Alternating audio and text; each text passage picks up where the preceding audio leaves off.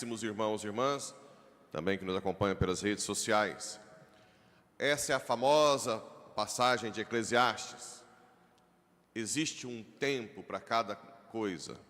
Tudo tem seu tempo. Momento oportuno, há um momento oportuno para tudo que acontece debaixo do céu. O que está dizendo Eclesiastes? Aqui é um drama humano. Por mais que lutemos, por mais que tenhamos bens, nós não temos capacidade de mudar o tempo. Não temos capacidade de mudar muitos acontecimentos na história. Não temos capacidade de impedir nosso envelhecimento. Não temos capacidade de impedir que percamos quem nós amamos. Não temos capacidade de impedir que não tenha chuva, que fique essa seca. Existe um tempo neste mundo que só Deus controla. Agora, a sociedade atual tem sido iludida até pela tecnologia para ir contra a natureza. A natureza criada e a própria natureza humana. Usamos a tecnologia para tentar mascarar um pouco, fugir da realidade. E isso gera uma grande ansiedade, muita ansiedade, porque nós nunca vamos conseguir controlar tudo. Nós temos que aprender com essa frase: há um tempo oportuno para cada situação que passamos. Como? Aí entra o Evangelho. Quem dizes os homens que eu sou? Cristo é a resposta para cada coisa que nós passamos no mundo. Por quê? Porque foi Ele que deu sentido à cruz. É impossível viver neste mundo sem cruz, sem sofrimento. Impossível. Impossível ser somente elogiado. Você sempre vai ser criticado em algum momento. Impossível que os seus atos sejam todos perfeitos. Vão acontecer atos falhos, fracassos.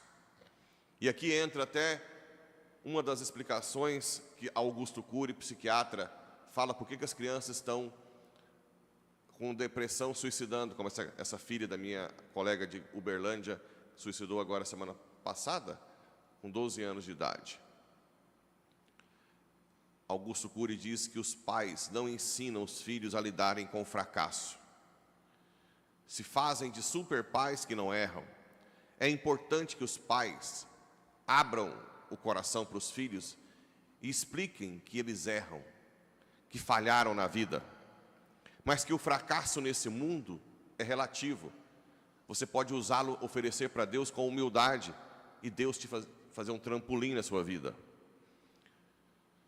Desde quando eu entrei para formar para ser padre, eu sempre senti no coração o desejo de partilhar a minha miséria. Vocês que estão comigo há pouco tempo, já notaram que eu não escondo as minhas misérias. Eu já fui criticado por isso. Disseram que o padre, e é verdade, o padre na missa é Jesus Cristo, então eu não posso ficar expondo as minhas fraquezas. Mas Deus continua a me impelir a falar das minhas misérias. Por quê? Para que vocês paroquianos não se iludam com ninguém. Só tenham a plena certeza de que Cristo é. Qualquer um pode te trair, a começar do padre. Qualquer um pode entrar numa fofoca contra você. Não se iluda com nenhum ser humano. Só Deus é bom. Não é assim a resposta de Cristo? Ó meu bom mestre, o que devo fazer para entrar na vida eterna? Por que me chamas bom? Só Deus é bom. A última coisa que eu quero de vocês é que um dia alguém fale: eu pensava que fulano fosse assim, e eu me decepcionei muito. Acabou fulano para mim. Isso não é coisa para cristão falar. Você já sabe que todo mundo pode trair, até seu pai, sua mãe, seus irmãos. Todo mundo. Cansei de pegar sociedade de irmãos que um está passando o pé no outro. Cansei. Agora, eu não estou dizendo isso para você sempre ficar afastado, desconfiado de todo mundo. Você confia desconfiando. Confia sabendo que pode te trair. É muito mais fácil de perdoar depois. É muito mais fácil de você pedir o dom do perdão. Quando você sabe que só Ele é bom. Ele e os santos que já passaram, né? Nossa Senhora e todos os santos que já passaram pelas provas. Por isso que a igreja espera 5 anos para iniciar um processo de beatificação, depois que morre. Até morrer nós podemos fazer cagada. Todo mundo. Todo mundo. Né? Então isso é algo importante para viver esse tempo de cada coisa. Existe um tempo que você vai sentir feliz com os seus amigos, seus parentes. Existe um tempo que vocês vão se decepcionar com eles. Isso é normal. O que não pode é, não posso, agora acabou para mim, né? Isso não pode existir. Existe um tempo que a igreja, todo mundo parece bonzinho. Existe um tempo que você vai descobrindo que quase ninguém é bonzinho. E você não pode deixar a igreja, você não pode deixar Cristo por causa disso. Você tem que lutar. Claro, sempre há a possibilidade de abrir o coração para quem você tem amizade, tudo, confiar. Mas mesmo o melhor amigo pode um dia pisar na bola. A velhice, de que adianta ficar iludido? Que aqui na igreja você não vai morrer, não vai... Nós vamos ficar velhos. Mas nós podemos aproveitar a velhice do lado bom, a sabedoria, o que você já aprendeu, a humildade diante de Deus e rever a sua vida para que você cada vez mais seja alguém que seja luz para os mais jovens. Ao invés de ficar chorando, porque o corpo já não é o mesmo corpo de antes, tanto no vigor quanto na beleza. Por isso que eu já falo que quem nasce feio é melhor, né? Porque nem muda para feio, já continua a mesma coisa. Já é um trauma a menos. Mas de que adianta ficar lutando contra o tempo, contra a velhice? Repito, não sou contra a cirurgia plástica, mas tem gente que vive disso, achando que isso inclusive tem gente que chega para mim com trauma. Eu estou com trauma disso aí. Opera, faz plástica. Não tem problema com isso. Tem gente que tem trauma, tem orelha de abano, que desde criança, né? Às vezes o pai e a mãe, olha as criações, o próprio pai e a mãe falam dos defeitos do filho, isso tem um poder enorme. Então tem gente que precisa fazer plástica mesmo, para poder ajudar a curar do trauma. Mas tem gente que vive contra o relógio, né? Querendo cada vez mais ser jovem, não aceitando. Repito, não tem problema se cuidar, mas achar que isso é a sua felicidade, você está redondamente enganado. Pode se cuidar, pode fazer plástica, pode ficar mais bonito, mas você tem que estar olhando sempre para o céu. A sua meta não pode ser este mundo, tem que ser o céu. Porque aí sim, se o céu é a meta, tudo que acontece debaixo do tempo, que você não tem controle, tem sentido. Até a traição que você recebe na igreja tem sentido. Você ser humilhado, o sentido de você se oferecer para Deus. Bem-aventurados os humilhados, caluniados, não é assim? É uma bem-aventurança. É uma bem-aventurança. Quantas vezes já fui caluniado? Em 6 anos fui caluniado dentro da igreja, centenas de vezes, gravemente. Gravemente. Calúnias pesadas. Cada vez mais eu cresço com isso. Cada vez mais eu tento me desapegar da minha imagem. E quando eu desapego da minha imagem, só sobra Cristo. Só Cristo. São Paulo reclamava disso, né?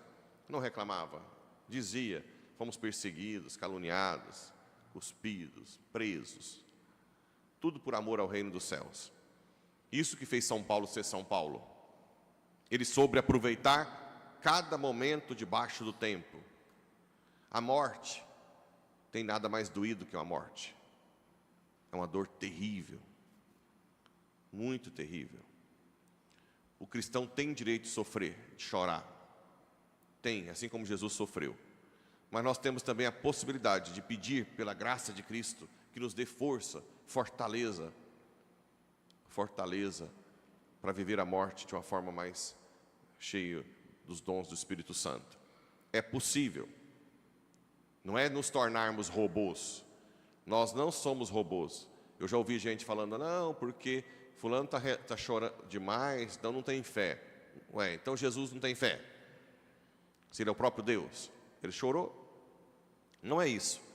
Mas tentar viver o luto como uma coisa que te força a lutar mais para salvar almas, a ser mais santo, para salvar a alma de quem você ama e também para um dia você estar com ela. Os pais que perderam os filhos, é possível sim que Deus dê uma graça, aproveitar o momento. Mas quem é Jesus para você? A pergunta é essa: Jesus é simplesmente um cara que te ajuda, dá uma de mão, ou é alguém que realmente você está disposta a configurar-se a Ele, a entregar a sua vida, a reconhecer que Ele é o Senhor do tempo, da história, que Ele guia a história. A história não está à deriva, por mais que pareça um caos. Imagina um país de guerra como a Ucrânia, que tem muitos católicos ortodoxos, inclusive eu tenho um padre amigo meu na Ucrânia. Imagina uma guerra. A impressão que a gente dá é que Deus se escondeu. Onde está Deus? Mas mesmo ali, a gente tem que ter força para fazer oração e tentar achar um sentido em toda a cruz que passam, todo sofrimento. É muita gente sofrendo. Olha essa Maria Rita de 4 anos, né? No UTI, uma criancinha que tem tudo na vida, um tempo todo pela frente.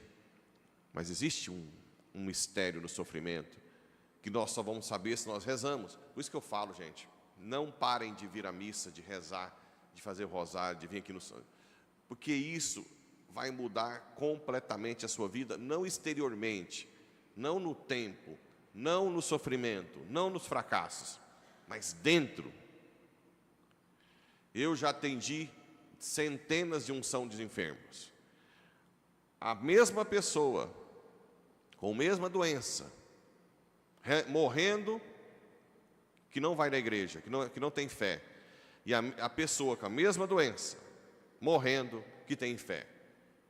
Quem olha de fora é a mesma coisa. Eu que vejo com o olhar da fé, não tem nada a ver uma coisa com a outra. Mas sabe o que é nada a ver? É a mesma doença, os dois morrendo, mas são coisas completamente diferentes. Quem tem Deus, quem não tem Deus, mas totalmente diferente. Ali você vê que valeu a pena, não porque Deus não impediu que tivesse doença, não porque impediu que morresse, até porque se impedisse ali, mais cedo ou mais tarde viria de novo. Ninguém vai ficar para a semente. Não é assim? Tem algumas igrejas aí que ficam iludindo o povo. Venha para cá, que você acaba os problemas. Não tem nem dívida, não morre. Vai vendo os próximos capítulos das novelas. Vai ver onde que vai parar. Aí depois entra em depressão, porque foi iludido, mas vocês não são burros de pensar que aí Deus vai acabar com todos os problemas. Não precisa nem de 2 neurônios matar burro no meio.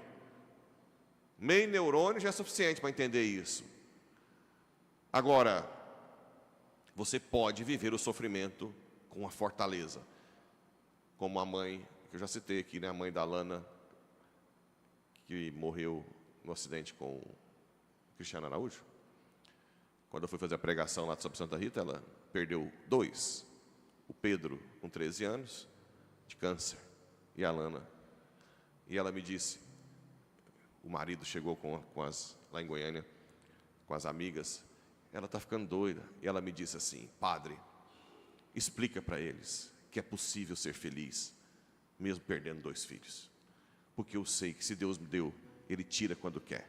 E eu aceito, padre, eu aceito. Fala para eles, por favor, fala para eles que é possível ser feliz.